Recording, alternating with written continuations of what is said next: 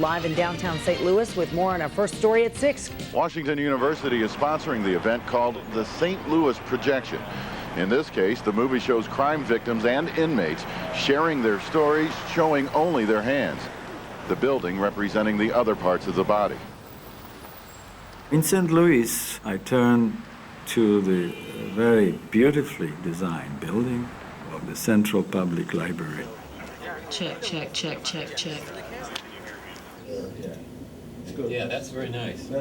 Inside the building, participants were sitting with cameras pointed on the person's hands. Hi, my name is Diana. Hey, Diana. Outside, it's a kind of open mic.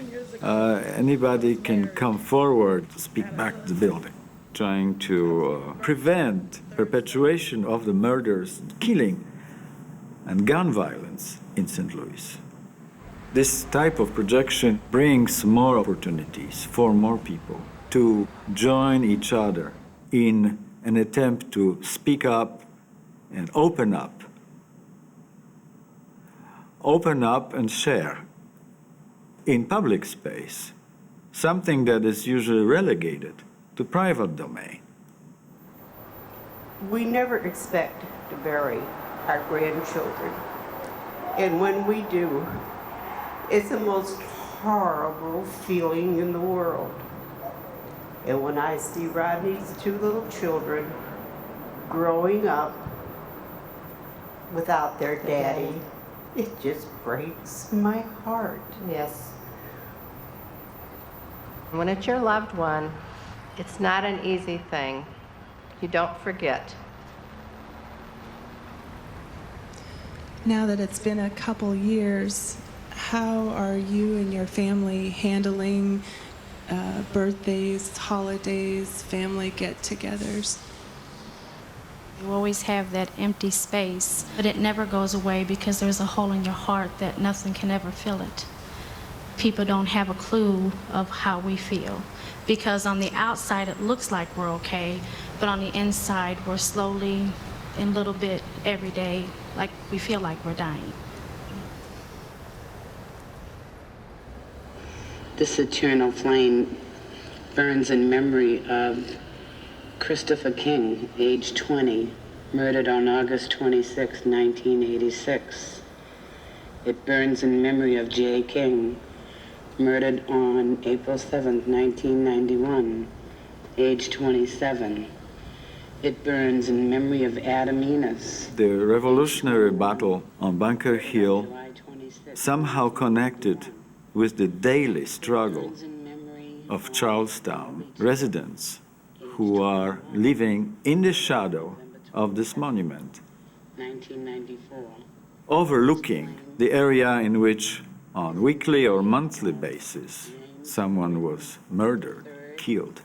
James Boyden IV. So the battle perhaps continues, not that it should, of course, but unfortunately it does, for life, liberty, and pursuit of happiness. When I was 17, my brother Kevin was found hanging in the prison cell, Bridgewater. The gangsters knew that he knew too much, and I believe that they killed him.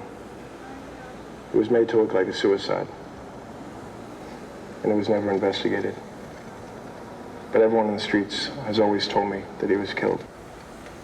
We know a lot more in the streets than we tell the outside world or the police, and everyone knows the truth about things that go on, but we just keep quiet.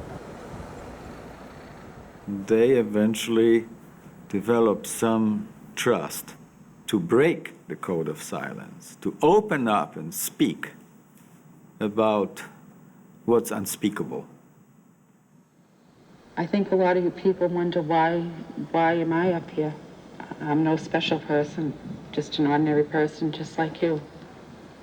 But all I can say is just take a look at your family, the ones that you love, and what would you do if one of them was taken from you? How would you fight back? Still try to have a heart that can still love and be a person that can care. It's not very easy.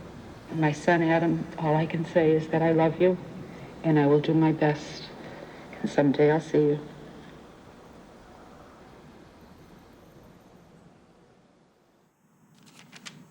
I need to make sketches.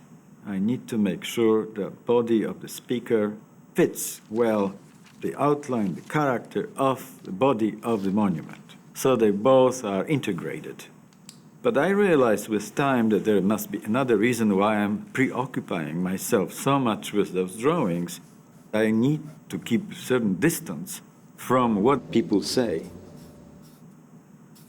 Somehow the process of making sketches keeps me sane, because I cannot relive each time what I hear.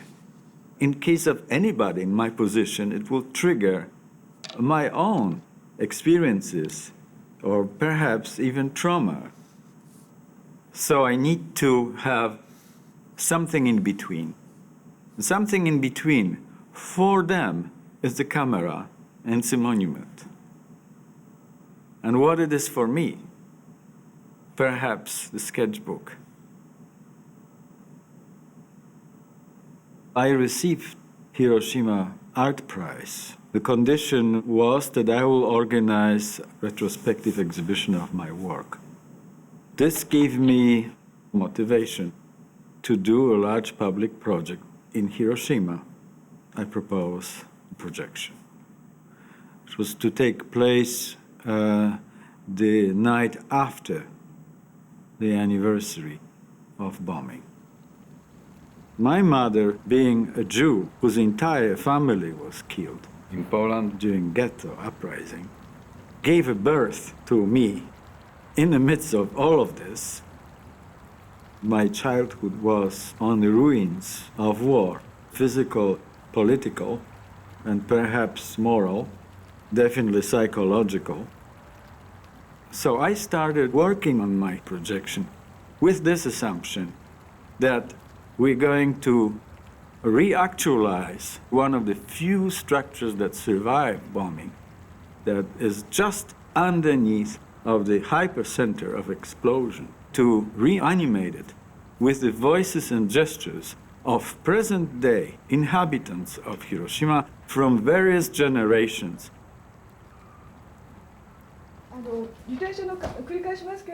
I started to talk to associations of survivors of bombing. I need to quickly develop some trust so they can really open up towards me. Without developing of trust, there is no possibility for my work. The participants could not speak very long, interrupted by their own tears. I'm the only person suffering from the hunger. I seem to be working with people who manage to survive and heal themselves to the point towards reconnecting with society, with others, helping others to understand at least a little bit, a small part of what they went through, to open up and share with the world what is so painful.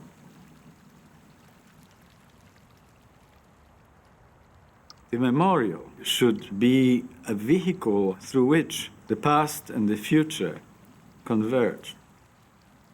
The river became a graveyard for both people and buildings in Hiroshima. It's both a tragic witness, but also as a hope, because it's moving. There's new water coming.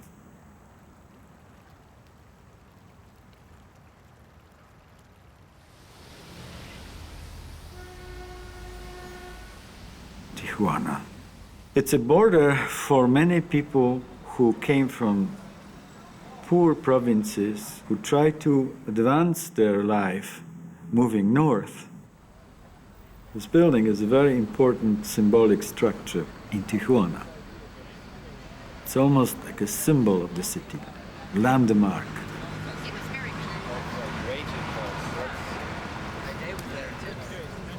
So here we have the kind of wearable television studio with camera and lights and microphone to project the face with precision onto the facade. So the camera would be always in the same position in relation to human head, no matter where this person is looking. So the boundary between architecture and projected body would be blurred. The skin of the building and the skin of the person will be background and foreground at the same time, will be shifting focus. In Tijuana, 90% of labor are young women, girls. They work in ways that we don't even imagine, some of them. The issues that were brought were taboo, were issues of incest, rape. Cerró la puerta, entró al cuarto después y me agarró a la fuerza, me tiró sobre la cama, me tapó la boca, yo no podía gritar, abusó de mí y me decía que si decía algo le hacía daño a mi familia, a mi abuelita, mi mamá, mis tíos. I think that people were there to support what they were hearing, even if what they were hearing and seeing was unbearable.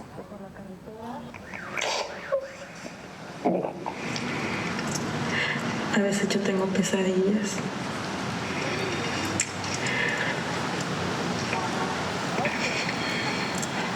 Donde siempre está él, donde yo no puedo hacer nada, donde nadie me puede ayudar. Sometimes it's easier to be honest speaking to thousands of people through Monument than to tell the truth at home to the closest person. Nos golpeó también con la cacha de la pistola y vimos a Héctor tirado en el piso todo sangrado.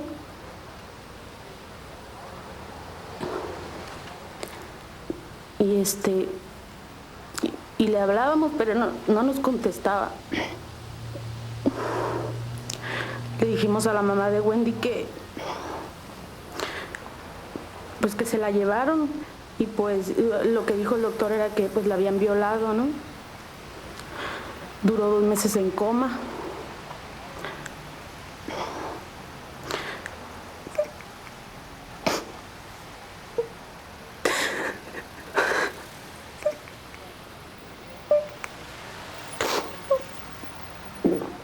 Había quedado tonto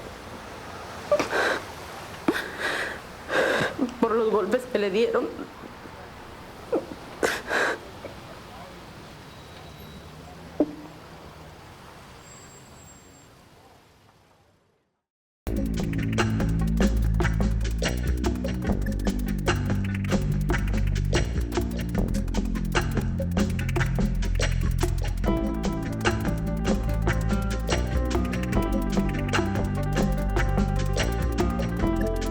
To learn more about Art21, Art in the 21st Century, and to download the free Educator's Guide, please visit PBS online at pbs.org.